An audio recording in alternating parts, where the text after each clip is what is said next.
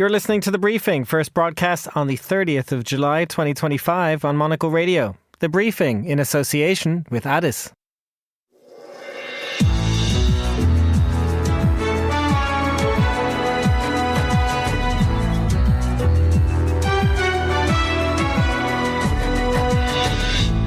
Hello and welcome to The Briefing, broadcasting to you live from Studio One here at Midori House in London. I'm Chris Chermak. Coming up on today's program. 한미 간에 중장기적으로 협력할 수 있는 분야에 대해서도 잘 협의를 하도록 하겠습니다. With Japan and China negotiating trade deals with the US, South Korea hopes it can be next as the countdown to August 1st continues.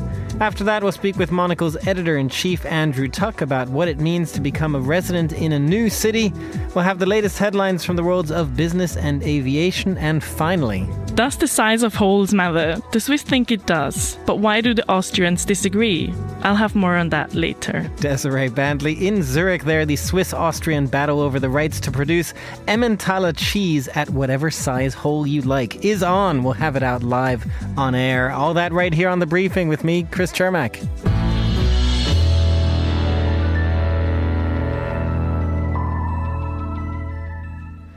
Trade deals have been coming thick and fast this past week as Donald Trump's August 1st deadline nears, but that does put the onus on those left out to get something done as well.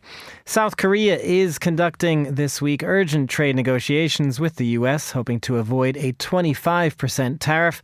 Deputy Prime Minister Koo Yoon-chol is in Washington for talks with U.S. Treasury Secretary Scott Bessent on everything from shipbuilding, semiconductors, other key sectors as well. And he's bringing major corporate leaders with him from Samsung to Hyundai and Hanwha. Well, I'm joined now from Seoul by John Lee, editor of Korea Pro. John, thanks very much for coming on the show. Let's start with what we know so far. What is the state of these trade negotiations as they continue this week? Well, to be completely frank, it's a total mess. This meeting was actually supposed to have taken place last week, but at the very last minute, literally an hour before it was supposed to take place, Scott Bessent informed the South Korean side that because of a scheduling conflict, that meeting was not going to be able to take place. Now, granted, we have to take him at his face value, take his word at face value.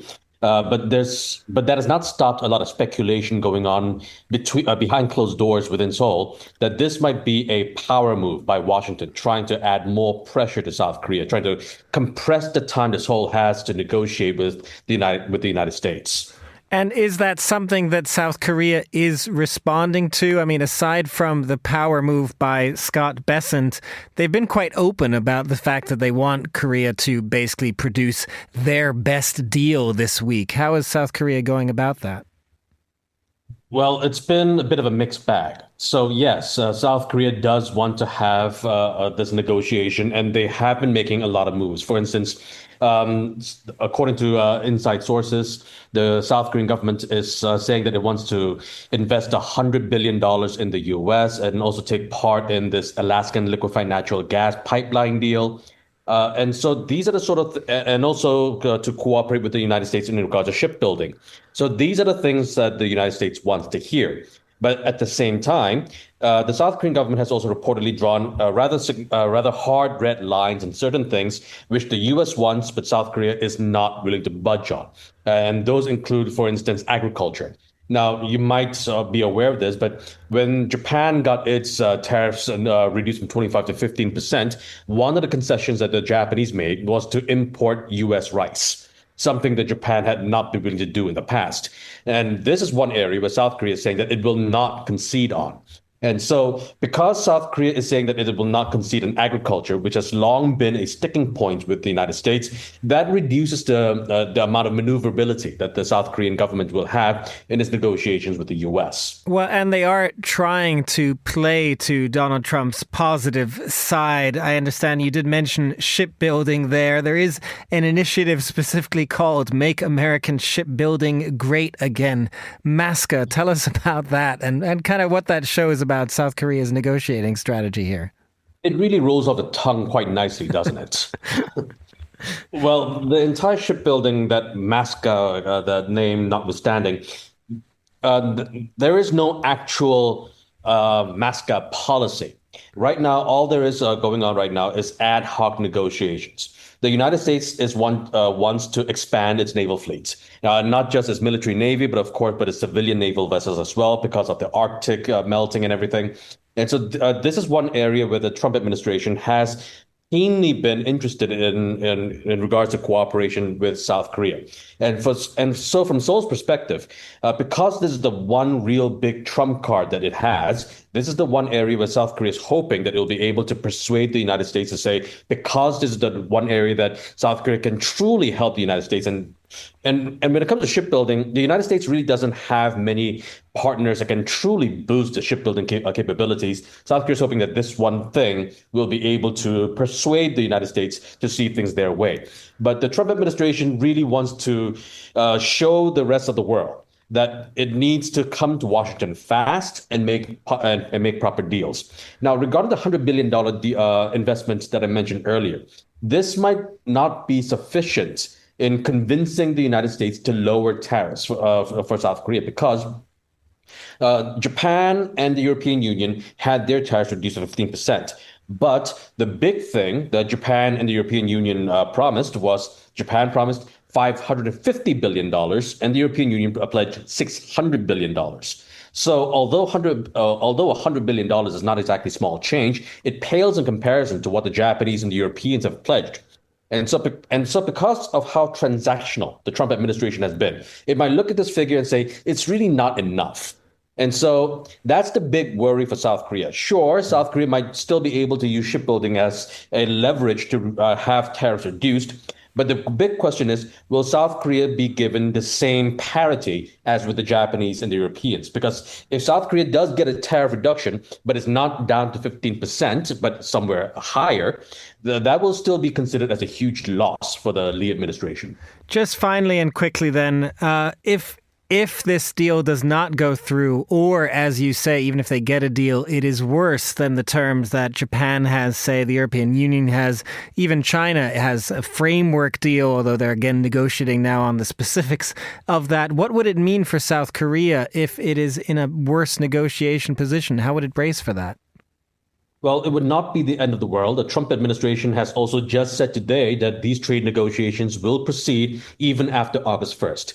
And we've seen just how tenacious and persistent these South Korean officials have been. They went to Scotland to meet with Howard Lutnick. South Korean officials have reportedly also went to U.S. officials' personal homes to actually try to get a meeting with them. And so these negotiations will be ongoing. So this just goes to show how desperate South Korea is to get at least a favorable or an equal sort of treatment as with the Japanese or the Europeans. But in the short term, this will cost the Lee administration significant political capital. John Lee, editor of Korea Pro in Seoul, thank you very much for joining us. And now here's Laura Kramer with the day's other news headlines. Thanks, Chris. The first waves triggered by an 8.8 magnitude earthquake off of Russia's east coast have reached the shores of the U.S. states Hawaii and California. The earthquake is believed to be one of the most powerful ever recorded. Millions of people have been ordered to evacuate in Japan, Russia, and some parts of the U.S. west coast. The UK has rejected claims it's rewarding Hamas by threatening to recognize a Palestinian state unless Israel moves toward peace. Prime Minister Keir Starmer gave Israel a September deadline to improve conditions in Gaza and commit to a ceasefire. Israel and U.S. President Donald Trump both condemned the plan, saying it rewards terrorism. Australia will now include YouTube in its upcoming ban on access to social media for children under the age of 16. The move, set for December, reverses an earlier exemption and could face legal challenges. Officials say it's aimed at protecting minors from harmful content online. And Toyota has posted record global sales and production for the first half of the year. The car maker sold more than 5 million vehicles from January to June, up more than 5%. Strong demand in North America, Japan, and China drove the growth. Those are the day's headlines. Back to you, Chris. Thanks very much, Laura. Now, with Monocle's long focus on quality of life in cities around the world, we wanted to shine a light today on the role of newly inducted residents, because for many of us, becoming a resident of a new country or city, contributing to that city's culture and fabric is something we take pride in, not least because so many of us here at Monocle are transplants ourselves. Well, I'm joined now in the studio by Monocle's editor-in-chief, Andrew Tuck, also host of the Urbanist podcast. And Andrew, you're here not just as a representative of Monocle, perhaps, but as a representative of Palma de Mallorca? Well, okay. This I think this conversation has lots of potential dangers. So I'm very lucky to be dividing my time in nice ways between my role and life here in London, which is of course significant, and also in Palma de Mallorca for the last 5 years, where I've had a home as well. And a representative of it, I don't think I could ever claim that, but certainly somebody who wants to find that slipstream as an outsider that you can perhaps dive into, that allows you to feel less of an outsider. And lots of cities around the world, especially in places like Spain, they have large expat communities which are tempting to spend your time in, because you remain in your own language, for example. But I've tried to slowly, and not always effectively, but challenge myself to, how do you kind of take an interest in a place and hopefully contribute in some way? Is there a moment, or have you reached a moment where you kind of shifted your mindset living in Palma or spending time in Palma from kind of being the tourist, the expat, to being a sort of resident? Look, so the fascinating thing is, and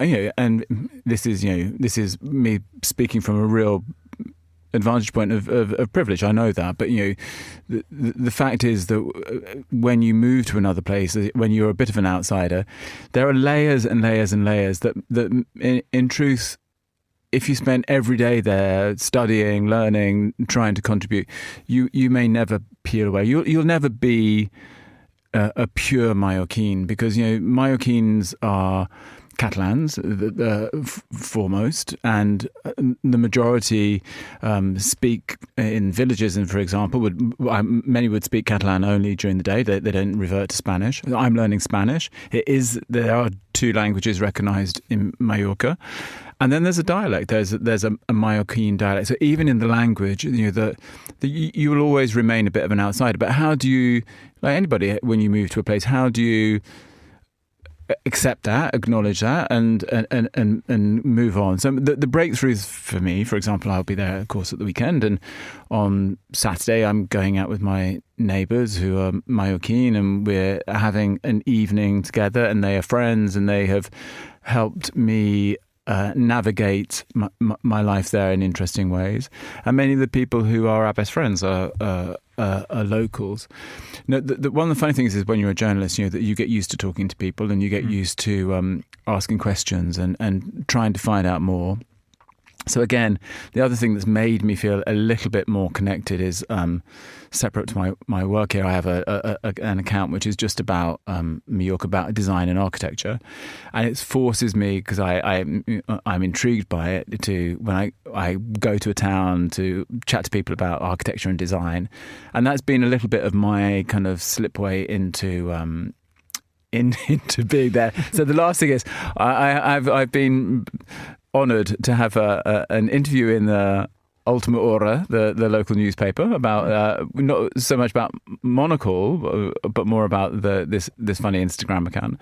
And then there's a magazine, a local magazine, that did like 5 or 6 pages about the photography. So I'm not a photographer, but I suddenly was featured as a local, photographing the island's architecture and design. So that made me feel certainly not a local, and certainly not a local, maybe a Mallorca reporter, like another. No, but I think I do it because I enjoy it, but it flagged my personal interest in the place, which goes beyond bars and restaurants and nice beaches, which are all important and an amazing aspect of being on the island. But I also like its history, and I try to kind of learn that. Well, that's the interesting aspect, I guess. You said that you do this in part because we are journalists, and so we have inquisitive minds. But is that maybe the lesson for everyone? If you are going to a city, be inquisitive, ask the locals about their culture, about where they grew up, and what's special about their place. Look, people move for all sorts of reasons, for personal reasons, for economic reasons. And as I said, I'm talking from a very privileged position. To be able to kind of do this is extraordinary.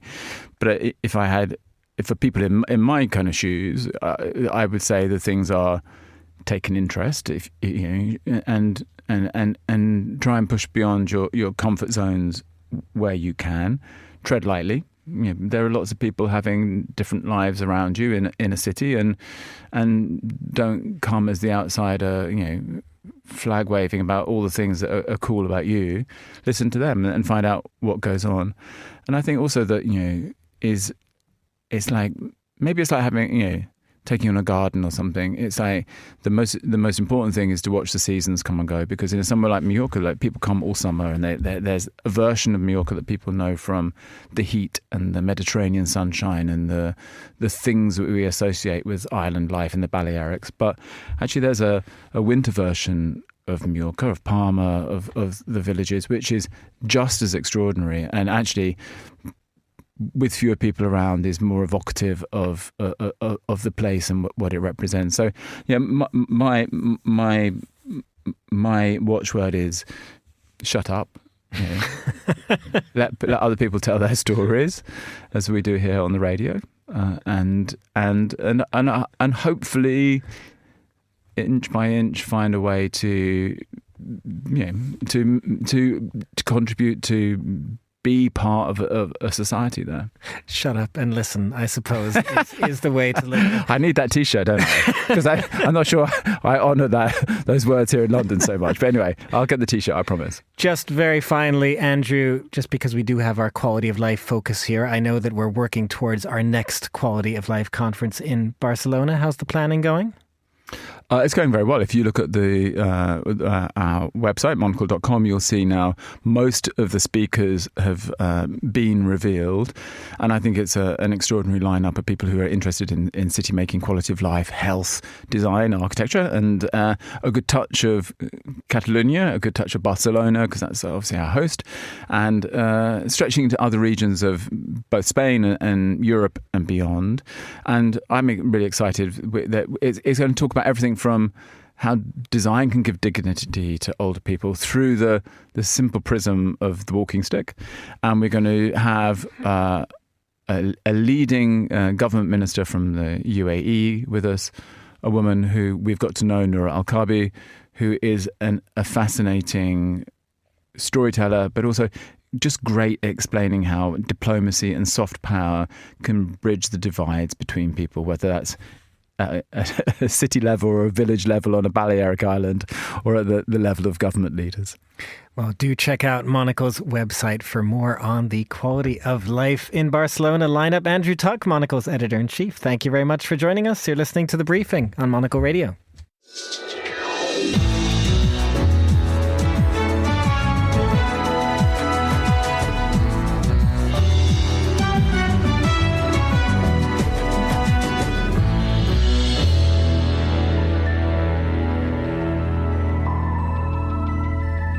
You are back with The Briefing. I'm Chris Chermak, and it's time now for a roundup of business headlines. For that, I am joined by Bloomberg reporter Ewan Potts. Ewan, good to have you back. We're going to start with the state of the world's biggest economy, the United States, the effect of the tariffs, all of that in focus today because the Federal Reserve is meeting just a few days after Donald Trump visited the Federal Reserve himself. What are we expecting?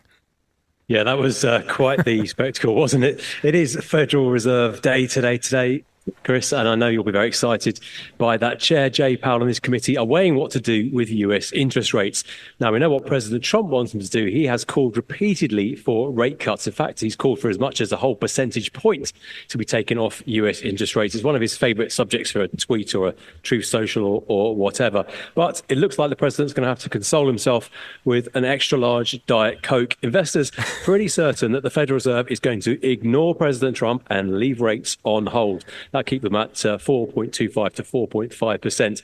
That'll actually be the fifth straight meeting that rates have been held. The key question for members of the Federal Reserve, the key imponderable, is how are Donald Trump's tariffs figuring into the inflation figures. Now, we've had some early data which suggests that in some tariff-sensitive areas, there is a little bit of price pressure building, but broadly, the evidence is pretty inconclusive. Certainly, prices have not been rocketing in American inflation. It seems to be fairly under control. Look, I mean, there's only really three people who can pay Donald Trump's tariffs. Those are the exporters, so Chinese companies could suck up the cost by reducing their prices. It could be American consumers through higher prices, or it could be the companies in the middle taking lower profits. So far, it doesn't look like there's much evidence of the first two. So we think probably most of these costs are being absorbed by American companies in the middle. But really, the evidence is not that conclusive. And that means the Fed is likely to leave rates on hold. We are expecting one dissenting voice. We know that somebody's likely to vote for a cut. There could be a second dissenting voice, and that would be the first time that's happened since 1993. But so far, it's just looking a bit too uncertain to play with those US interest rates. Just quickly on that, is that basically it's all wait and see at this point? Because we do also have this August 1st deadline, so we don't know how much more tariffs are going to rise and what kind of pressure that will put on prices. Yeah, it certainly is. And in fact, the president of the European Central Bank used that exact phrase there in wait and see mode, because frankly, nobody is quite certain how the tariffs are going to feed through to consumer prices.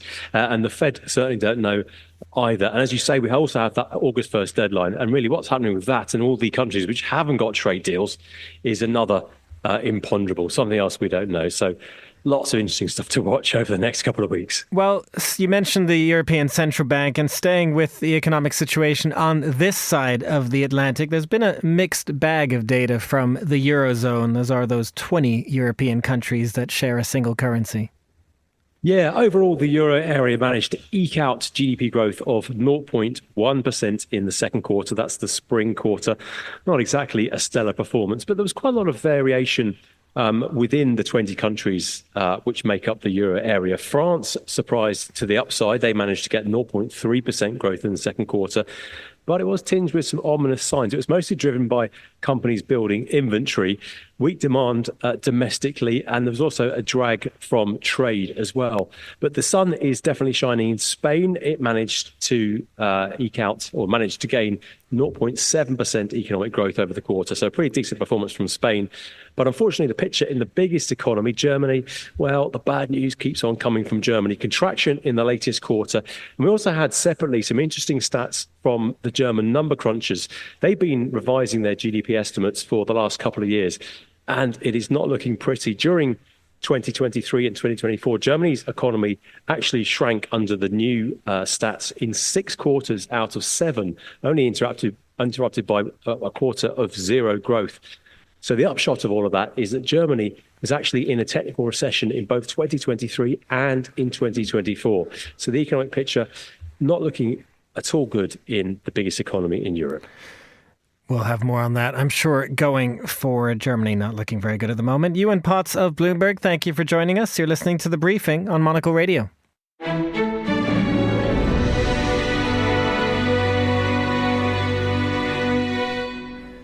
This is The Briefing, and it's time now for a roundup of aviation news. For that, I'm joined by Paul Charles, founder and CEO of the luxury travel and trade consultancy, the PC Agency, also the former director of Virgin Atlantic and Eurostar. So who is better placed than you, Paul, to give us a bit of an aviation roundup? And we're going to start with Boeing, because it is a company often in the headlines for the wrong reasons in recent years, but there is some good news at the moment. That's right. Boeing's had a very difficult few years, losing senior leadership, having major strikes, not being able to produce the required or expected number of aircraft from its production line. Obviously issues around the 737 MAX, 737 MAX. So all sorts of issues over the years. But their results out today are encouraging, I would say. Certainly higher revenues, climbing up to $22 billion, which is much higher than even Wall Street analysts were expecting. And a more positive outlook, essentially saying that they're producing more aircraft from the production line now. They're getting over their production issues. And I think the industry as a whole will see this will view this with a bit of a sigh of relief, because Boeing is such a bellwether, of course, of the wider economy. Paul, is this a sign, I don't know, is this a sign that Boeing is doing better, like it's managed to convince the world that it has its problems under control? Or is this also just a sign of there is so much demand out there for planes right now that they're going to go for Boeing regardless of the headlines? There's undoubtedly more demand, that's for sure, and its main rival, Airbus, is significantly ahead in terms of production, especially when it comes to single-aisle aircraft. But Boeing is turning things around because it's had to. It's brought in new leadership. It's been under pressure from the American administrations, both the Biden and the Trump administration, in the last 2 years. And of course, it essentially has to show the way in terms of leadership in the industry, because there are so many Boeing aircraft flying around at the moment. So if Boeing doesn't do well, the whole industry suffers. So there's enormous pressure on its leadership team to rebound and deliver in a safe way. And that's what they so far seem to be doing. They are rebuilding the company, showcasing that their production issues are over in terms of those difficulties with doors falling off, for example. And it's now showing that it is rebuilding so much that it's able to win significant orders from the likes of Qatar Airways and British Airways for new aircraft. Well, Paul, one other story we wanted to look at with you is news from the world of business class flying, because I understand Etihad is going after kind of the short and medium haul market for business. Yes, a really important development, I think, from Etihad last week, which flew its first A321LR long range, which essentially is a short-haul aircraft, which they have fitted with a first-class lie flat seats in business class and a much better economy product as well. And the reason that's significant is that this is bringing long-haul, high-quality service and product to a short-haul service. So Etihad is saying it's going to be flying, for example, from Abu Dhabi to Phuket, this A321LR that is perfect for sort of 4 to 5 hour journeys, which generally are these medium-haul and short-haul services, which over the last decades have had generally rather poor quality products. If you think about when you're flying short to medium haul, you don't get lie flat beds, you get generally a thin catering service if you're sitting in business class, for sure. And in economy, it can be a very uncomfortable journey over 4 hours. So Etihad have rolled out this first of several A321LRs, which essentially is getting ahead of everybody else in the industry now on a short-haul product that will feel like a long-haul service. And that's a major deal breaker. Well, they may be getting ahead, but Paul, I do have to ask perhaps why this hasn't been done before. Was there a calculation among airlines that people wouldn't pay maybe for more on a short haul flight? And I mean, is Etihad suggesting that calculation was wrong? You've hit the nail on the head, I think. I think with prices higher than ever, with more of us wanting to fly, especially since the pandemic, and desperate to get away an average of 3 or 4 times a year in many cases, then the demand is there for a better quality service.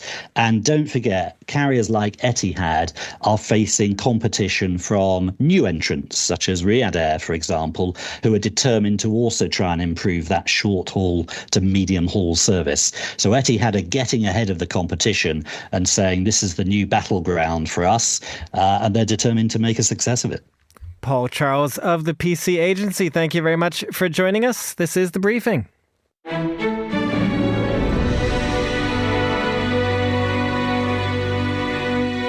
And finally, on today's show, it is time for an alpine food fight, as promised earlier today on The Globalist, because Switzerland, backstabbers that they are taking the European Commission to court over its refusal to recognize that the Emmentaler cheese is Swiss and only Swiss. The Austrians were the ones who asked the Commission to intervene in the first place. And to fight her corner, I am joined now from our studio at Dufourstrasse 90 in Zurich by Monocle's Desiree Bandley. And now, Desi, I am obviously half Austrian, so I'm pretty biased on this. I'm going to fight the Austrian corner, but, you know, make your case. Why are the Swiss doing this? Obviously, I'm going to fight the Swiss corner. So basically, just to recap, in January 2025, it was decided that the term Emmentaler is generic and hysterically used beyond Switzerland, and that's why they couldn't give us what we wanted, which is this exclusive trademark protection. And we didn't accept defeat, and now taking them to court. It was in April, and we're now still waiting to hear. And it was actually not only the Austrians who opposed that. It was also Netherlands, Germany, France, and Poland, I believe. So we have tough competition. You do have tough competition, absolutely. But I mean, really, I only care about Austria here. Obviously. We've been producing this cheese, I see, is one of our defenses since 1936. You've gone back to a court case to defend this in 1951. I mean, that doesn't get you anywhere, does it? No, and I think what's a bit problematic is actually that we are the reason why this is produced in all those countries, because it was the Swiss. Obviously, it originated from the area of Emmental, hence the name, but we were the ones actually moving to those places. So the Swiss brought that specific cheese with them to Austria, to all the countries. And I think it goes also a bit into the direction of the Emmentaler is struggling a bit in Switzerland itself. So production has gone down a lot. I think 10 years ago it was around 19,000 tons and now it's only 12,000. And one could argue, I mean, it's just a cheese, one of many, but then it's such an iconic cheese to us. So if listeners are not aware, it's the one with the huge holes. And it's like such a classic Swiss cheese image. And they even say, look, I mean, if you look at an emoji of a cheese, it's the one with the holes, clearly our cheese, which makes it it's a very protective cheese, I think, I'd say, for us, the Swiss. Well, I mean, it is something. I'm going to give you a little something here, Desi, because I will admit, whether it's in the US or elsewhere, like when we think of Swiss cheese and we think of Emmentaler, like we think of the cheese with the holes in it. That is true. I don't think they're going to think that it's the Austrians, but it is interesting that, as you put it, the Swiss have moved to other places and they're producing it there instead. I mean, surely that sounds like then the Swiss would want that to continue. It does, but then it's also that we say, well, hold on, because if you eat Swiss Emmentaler cheese, we have very, very strict guidelines of how this cheese needs to be, right? So if you go through the list, it's not only fresh raw milk, it's not only which region it has to be, it's not only how the cows need to be fed, it's also how big the holes need to be. So we are saying, which by the way it says, regular, clean, round to slightly oval holes, mostly 2 to 4 centimeters in size. So we are saying, if you buy Emmentaler cheese in Austria, you might not get the same size of holes. I don't know what to say to that. I'd have to go back to the winning Austrians. Argument. I'd have to go back to the Austrians on that if they have changed the size of the holes just to make it a particularly Austrian Emmentaler cheese. I do have to say I wanted to bring in one other fight into this, Desi, because in researching this, I realized that you have tried to do this to us before. You went after our chocolate bunnies. Desi, your Lindt chocolate factory went after the Austrian makers of chocolate bunnies about 10 years ago. No, you lost that one as well. Oh, yeah, that was clearly rigged then. Well, can you at least admit that the Austrians are better skiers? Actually, talking about ski, I'm not sure if you've seen, so that's also another thing why Emmentaler is so famous, because they used to be sponsored of the ski suit of the Swiss. I think it was like early 1990s. So the whole remember ski that very suit, well. which is also a thing of, because then there was a discussion, are you even allowed? Because basically the whole suit then was marketing, which is in theory not allowed, but they got around it somehow because they said it's just a design. But That was a very diplomatic answer, I have to say. Bringing it back to cheese, very impressive. Back to cheese. Can we at least agree at the end, Desi, that if the Austrians and Swiss are going to stick together, can we agree the most important thing is that the Germans don't do any of this? Oh, clearly. Yeah, absolutely. We agree on that one. Desiree Bandley, thank you very much for joining us. And that's all for this edition of The Briefing. It was produced by Laura Kramer and Ryuma Takahashi. Our researcher was Henry King and our studio manager was Flynn Simons. The Briefing is back tomorrow at the same time. I'm Chris Chermak. Goodbye, and thanks for listening.